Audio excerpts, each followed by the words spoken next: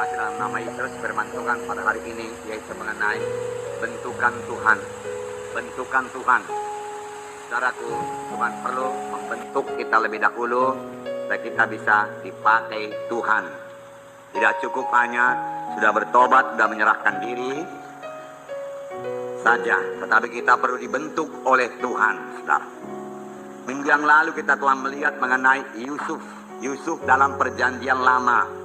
Yusuf anak Yakub. Tuhan mempunyai maksud yang luar biasa besarnya dalam hidup Yusuf.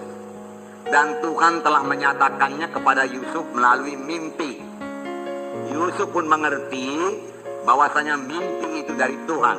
Dan Yusuf pun tahu bahwasanya dia akan menjadi pemimpin yang besar, di mana orang-orang termasuk saudara-saudaranya menyembah kepadanya.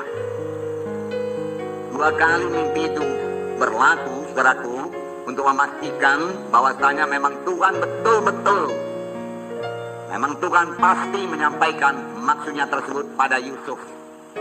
Tetapi apa yang kita lihat pada Yusuf justru kebalikannya. Yusuf mau dibunuh oleh saudara-saudaranya.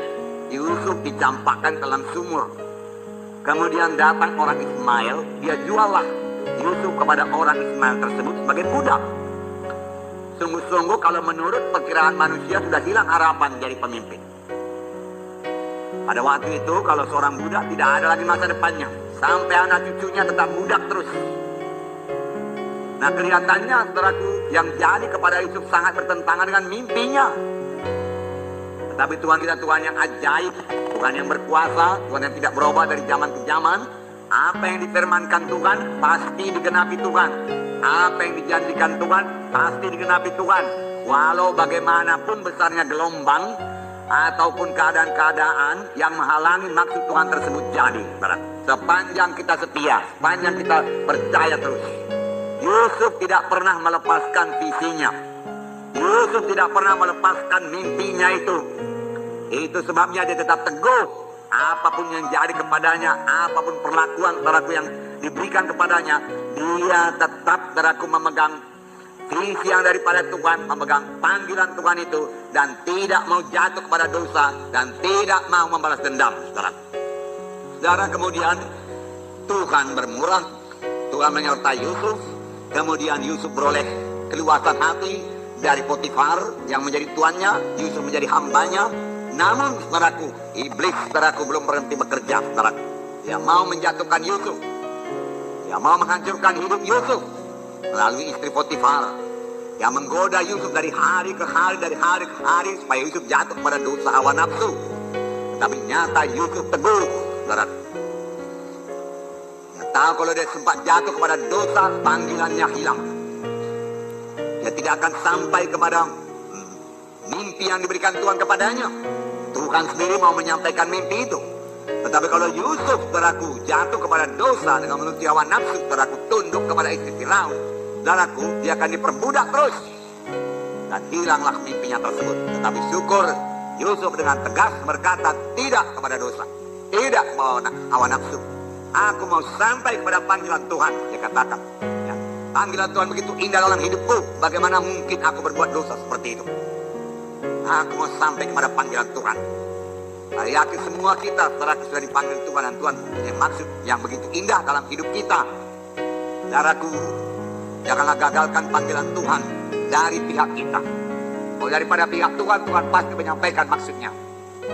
Daripada pihak kita, saudaraku, kita kurang menghargakan panggilan Tuhan. Sama sebagaimana Esau kurang menghargakan hak kesulungannya, dan dia jual hak kesulungannya itu dengan sepiring bubur. Dan kemudian dia menangis dengan sangat, saudaraku. Tetapi dia tetap diperhamba oleh Yakub. Dia telah menjual hak kesulungannya itu. Akhirnya dia menangis. Dengan apa dia jual? Murah sekali. Hanya sepiring bubur untuk memuaskan nafsu dagingnya, nafsu laparnya, saudaraku. Nah, Yusuf, saudaraku, dia difitnah dan dia dipenjarakan, dan dia terus, saudaraku, dalam persekutuan yang indah dengan Tuhan. Tidak mau menyimpan kepahitan, tidak mau membalas dendam, saudaraku. Dia tidak pernah menyalahkan Tuhan dan berkata, manalah Tuhan janjimu itu, keadaanku begini Tuhan. Dia tidak pernah. Bagaimana dengan kita, saudara? Ya, kalau kita belum sampai kepada panggilan Tuhan, Tuhan telah memberikan visi kepada kita atau pengertian kepada kita. Bahwasanya kita akan melayani, membawa Injil seluruh Indonesia ini, saudaraku. Atau mempunyai KKS, saudaraku, yang belah, berkemenangan. Tetapi itu belum jadi, padahal kita sudah berdoa, saudaraku. Apakah kita mundur, apakah kita bersungut-sungut, dan mulai mempersalahkan Tuhan. Tuhan, manakah janjimu? Demikiankah kita perbuat? Saudaraku, sadarlah bahwasanya untuk sampai kepada panggilan Tuhan, kita ini perlu dibentuk lebih dahulu untuk menjadi pemimpin yang besar. Bagaimana tidak dibentuk, saudaraku? Ada saatnya kita mengklaim, saudaraku, kuasa Tuhan, saudaraku. Tapi ada saatnya, saudara, kita perlu dibentuk Tuhan, saudara. Amin, saudara. Dan dalam hal itu kita harus menyerah kepada Tuhan dan mengangkat salib, saudara. Saya katakan hari Minggu yang lalu, mengangkat salib itu, saudara, tidak enak itu. Menyangkal diri tidak enak. Bukan kesenangan saya, kesenangan Tuhan. Kalau saya mau menyenangkan Tuhan, saya menyangkal kesenangan saya. Jadi bentukan itu sering tidak enak bagi tubuh ini, berarti tidak enak bagi tubuh ini. Tapi kalau saudara mau sampai kepada panggilan Tuhan, saudaraku, sangkalah tubuh ini, saudara, senangkan Tuhan, saudara. Nah, perlu juga saya katakan, saudaraku, bahwasanya untuk dipakai Tuhan, untuk menjadi pelayan Tuhan, saudaraku, dia baca firman Tuhan, patuh kepada atasan, saudaraku. Saudara, tidak seorang pun bisa dipakai Tuhan dengan roh berontak. Tidak seorang pun dipakai Tuhan dengan roh kesombongan, yang merasa dirinya tahu segala sesuatu, saudaraku. Merasa dirinya hebat. Karena Tuhan tidak pernah mengurapi kesombongan. Amin, saudara.